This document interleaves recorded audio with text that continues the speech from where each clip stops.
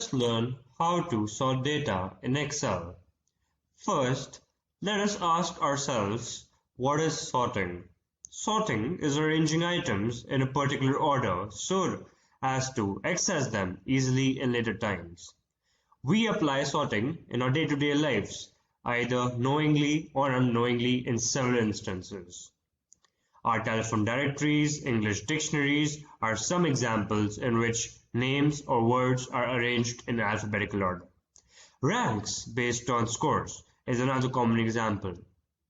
What is the advantage we can have from sorting these things? The biggest advantage is search and retrieval can happen much faster. Sorting is one fundamental operation done in computer databases. The sort feature of Excel comes in useful for a lot of things. When you have a lot of different rows in your spreadsheet, you might want to sort the data so that you can view it more easily.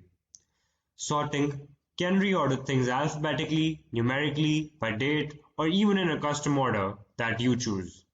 Depending on your preference, you can either sort from the Home tab using the Sort and Filter drop-down menu over here, or you can go on to the Data tab and click on this particular button which says Sort. Okay. Imagine that you are selling t-shirts to your class. The task is to order the t-shirts at your school for all your classmates. You have decided to use a spreadsheet to track down your sales, which consists of the name of your classmates, the t-shirt size, the date of order, and the payment method used by them to make the payment for the t-shirt. Here we can see another table which has a column serial number and a column previous year average, which tells us the previous year average of your classmates along with their serial numbers to identify them uniquely. T-shirt order table and the previous mark table are two separate tables, and if we order or sort the first table, the second table will have no effect over it, and vice versa. In order to make two separate tables, we just need to have one blank column in between the two tables.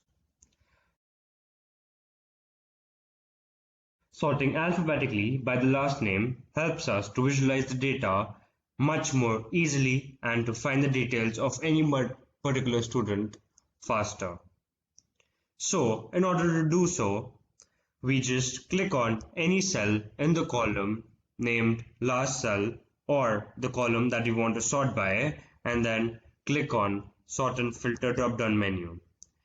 We can select the Sort A to Z option to sort the data in an ascending order and Sort Z to A to sort the data in descending order. So we select to sort the data according to the ascending order of the last name. Oh, that was really quick and easy. The data has been sorted according to the ascending order of last name.